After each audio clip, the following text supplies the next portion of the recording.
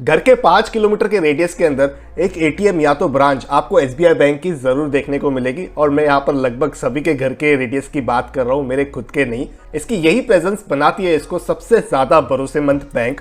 और इसके पास बहुत ही बेहतरीन फाइनेंशियल प्रोडक्ट्स भी हैं, खास करके अगर हम होम लोन प्रोडक्ट के बारे में बात करें तो। ऐसे में आखिर क्या हो गया, स्टेट बैंक ऑफ इंडिया का स्टॉक निफ्टी के मुकाबले इतना जबरदस्त तरीके से पिटा, तो इसी की चर्चा करेंगे इस वीडियो में। उसी के साथ अगर आप एक लॉन्ग टर्म इन्वेस्टर हो, एक शॉर्ट टर्म इन्वेस्टर हो, या आप एक नई एंट्री करना चाहते हो एसबीआई बैंक के स्टॉक के अंदर, यानी कि बाइंग करना चाहते हो, तो आपको क्या करना चाहिए, सारी डिटेल्स बताऊंगा मैं इसी वीडियो के अंदर।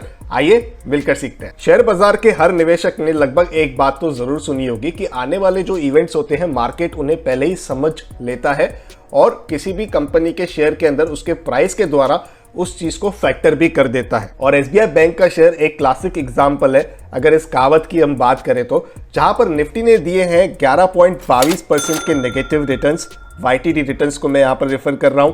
बैंक निफ्टी ने दिए हैं 31.32% के नेगेटिव रिटर्न्स, वहीं एसबीआई के स्टॉक ने दिए हैं 42% के नेगेटिव रिटर्न्स। तो आखिर दिक्कत क्या हुई है, एक बार फाइनेंशियल्स को चेक कर लेते हैं। देखिए इंटरेस्ट अर्न्ड को अगर हम एक बार देखें तो वहां पर कोई दिक्कत नहीं दिख रही है। पिछले साल 2.5 लाख करोड़ के आसपास का इंटरेस्ट अर्न रिपोर्ट किया था। मार्च 2020 में 2,70,000 करोड़ के आसपास का इंटरेस्ट अर्न रिपोर्ट किया है, तो यहां पर तो कोई दिक्कत नहीं है। एक बार प्रॉफिट आफ्टर टैक्स के नंबर्स को देख लेते हैं कि वहां पर तो कोई दिक्कत नहीं है, यहां पर भी कोई दिक्कत नहीं है। आप देख पा रहे हो 18,170 करोड़ के ऊपर का नंबर्स है मार्च 2020 में। शेयर होल्डिंग में एक बार देख लेते हैं कोई फेरबदल हुई है क्या, यहाँ पर भी कोई दिक्कत नहीं है। ये भी दिख रहा है कि यहाँ पर कुछ ना कुछ भले मामूली सी लेकिन बढ़त हुई है। पब्लिक की बात कर लें तो पब्लिक के इसमें भी ग्राफ में कोई दिक्कत नहीं दिख रही है। मामूली सी जो ये है गिरावट है 42.37% से 42.36% हुआ है, तो बहुत ही नॉमिनल है। हम इसको बोल सकते हैं कि ये फ्लैट है, क्योंकि लगभग 41.53% का आप देख रहे हो, वहां से लेके 42.36% का ये रेंज है जो मेंटेन है। तो यहाँ पर कोई बड़ी फ्लक्चुएशंस नहीं हो रही है। एफआईआई के नंबर्स को देख लेते हैं। एफआईआई के नंबर्स में दिक्कत है। देखिए अगर हम देखें, ये जून 2020 के आंकड़े मैं आपको दिखा रहा हूं, यहां पर मैं मार्किंग कर लेता हूं ताकि आप क्लियरली समझ पाओ मैं क्या बोलना चाह रहा हूं। यहां पर एक डिक्लाइन आ रहा है, आप देखिए ये 10% से नीचे की अभी जो एफआईआई की होल्डिंग है वो हो चुकी है एसबीआई बैंक के स्टॉक के अंदर, तो ये एक देखने वाली बात है। लेकिन इसके साथ ही अगर आप देखोगे डीआईआई के आंकड़े, तो डीआईआई में आप देखोगे तो ये बढ़त हो रही है, लेकिन उस हिसाब की नहीं जिस हिसाब से एफआईआई बेच रहा है। तो नॉमिनल से यहाँ पर इंक्रीज देख सकते हैं हम लोग। अगर नॉन इंस्टीट्यूशन की बात करें तो यहाँ पर एक अच्छा स्पाइक आया हुआ है, लगभग 8% से 9.5% का जो ये स्टेक है वो नॉन इंस्टीट्यूशंस ने यहाँ पर बढ़ाया हुआ है, लिया हुआ है। जून 2020 के मैं नंबर्स रेफर कर रहा हूँ और इसको कंपेयर कर रहा हूँ मार्च 2020 से। हालांकि बाकी के साल का भी ग्राफ आप बड़ी आसानी से देख पा रहे होंगे यहाँ पर। तो एक बार इसके प्राइस ग्राफ पर नजर डाल देते हैं। प्राइसेस जैसे मैंने कहा आपको ये 13 जुलाई की है, तो आप जरूर ध्यान रखिएगा जब भी आप ये वीडियो देख रहे हो तब की प्राइस नहीं है, 13 जुलाई की प्राइस है। यहाँ पर मुझे लगता है कि जो सबसे ज़्यादा क्रूशियल लेवल है एसबीआई बैंक का वो है 200 रुपये का। अब देखिए प्राइस के बारे में मैं आपको एक चीज़ बता दूँ, स्टॉक कोई भी अच्छा बुरा वो अपने जगह पे होता है, कंपनी अच्छी बुरी भी अपने जगह पे होती है, लेकिन प्राइस आप कौन सी पे कर रहे हो वो सबसे ज़्यादा इंपॉर्टेंट होता है। एक अच्छी कंपनी का शेयर जरूरी नहीं है कि उसकी जो प्राइस अभी चल रही है वो सस्ती और अच्छी हो, वहां से आपको रिटर्न्स मिले ही मिले। 10 साल में मिल जाए हो सकता है, 15 साल में मिल जाए हो सकता है, लेकिन अगर आपको अच्छी प्राइस में अच्छी अपॉर्चुनिटी का वेट कर कर बाय करना है तो ये तो दिख रहा है कि ये प्राइस वो इतनी अच्छी प्राइस नहीं है जब तक ये 200 रुपये के ऊपर नहीं जाता है। और मैं अपने कंक्लूजन सेक्शन में आपको बताऊंगा कि मैं ऐसा क्यों बोल रहा हूँ। इसके पीछे कुछ मेरे ओपिनियन के प्रोस्पेक्टिव्स भी हैं जो मैं आपके साथ शेयर करूंगा। तो यहाँ पर 2 साल में ये दिख रहा है, 1 साल की अगर हम बात करें तो वहाँ पर भी ये दिख रहा है। देखिए 200 रुपये के ऊपर नहीं जा पा रहा है ये। मैं यहाँ पर क्लोजिंग की बात कर रहा हूँ, पिछले हफ्ते में इसने हाई मारा था 200 रुपये के ऊपर का, लेकिन क्लोजिंग नहीं हुई। एक लॉन्ग टर्म या मीडियम टर्म जो इन्वेस्टर होता है उसको हमेशा क्लोजिंग लेवल्स के बारे में बहुत ही ज़्यादा ध्यान रखना चाहिए। तो 200 रुपये के ऊपर जब तक ये बंद नहीं होता है तो मुझे लगता है इसमें प्राइस एक्शन नहीं आएगा। अब इसमें क्या कोई फंडामेंटल चैलेंजेस है कि नहीं है, ये तो वीडियो के कंक्लूजन पार्ट में हम डिस्कस जरूर करेंगे। लेकिन अभी अगर आप एक शॉर्ट टर्म इन्वेस्टर हो जिसको एक स्विंग ट्रेडिंग पसंद है, जिसको फटाफट घुसना और निकल आना है, तो 200 रुपये के ऊपर तक की जब क्लोजिंग नहीं मिलती है आपको, तब तक आपको एंट्री नहीं करनी है। ऊपर की मिलती है आपको आराम से 226 227 के भाव मिलेंगे, वहां पर आपको प्रॉफिट बुक करना है। नीचे में 185 का स्टॉप लॉस रखना है। अब ये स्टॉप लॉस भी मैं आपको बता रहा हूँ कि मैं किस हिसाब से कह रहा हूँ आपको। अब इस चीज़ को समझाने के लिए मैं टेक्निकल्स में चला जाता हूँ और यहाँ पर सिंपल मूविंग एवरेजेस को मैंने क्लिक कर दिया है। यहाँ पर आप देख सकते हो जो 20 डे इसका सिंपल मूविंग एवरेज है वो है 184 के आसपास और 50 डे है 175 के आसपास।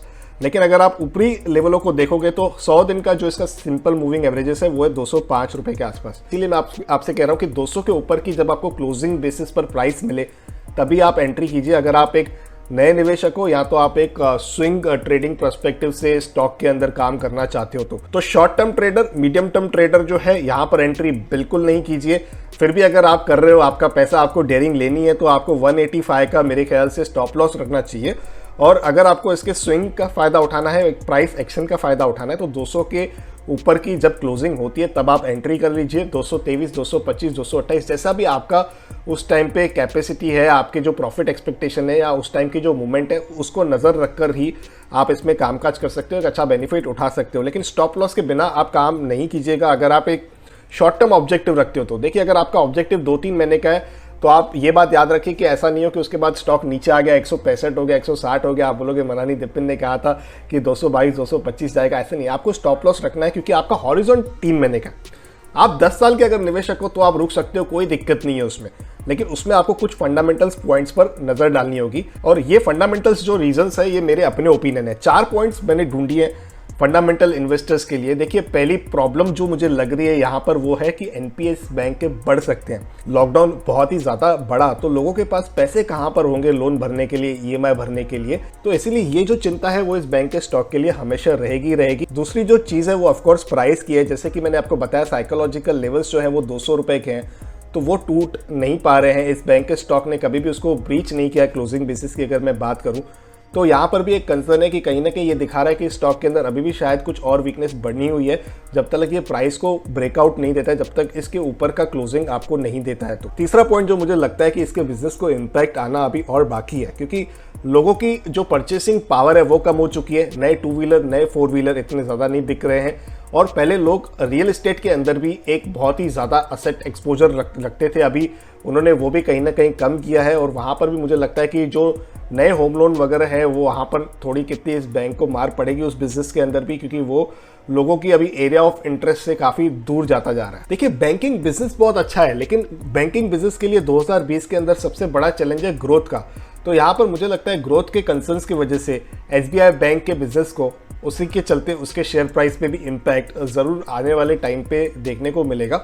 लेकिन अगर चीज़ें बदल गई तो मैंने आपको बताया कि प्राइस आपको देखनी है, 200 के ऊपर की क्लोजिंग मिल रही है तो वहाँ पर आपको एंट्री करनी है।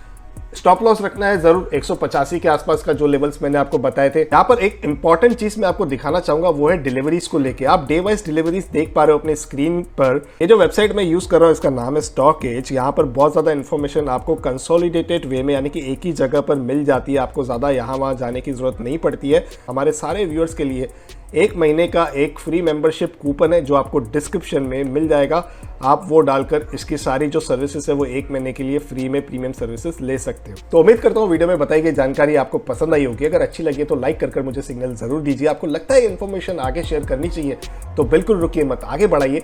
व्हाट्सएप पर शेयर कीजिए, फेसबुक पर शेयर कीजिए अपने सारे दोस्तों रिश्तेदारों के साथ जिनके लिए आपको लगता है ये इन्फॉर्मेशन काम की हो सकती है। अगर आपने अभी तक चैनल को सब्सक्राइब नहीं किया है तो लाल बटन दबाकर सब्सक्राइब जरूर कर दीजिए, ताकि हम और आप मिल सके एक और इंटरेस्टिंग टॉपिक के साथ किसी और दूसरे वीडियो में। अपने हेल्थ का और अपने वेल्थ का जरूर अच्छे से ख्याल रखिएगा।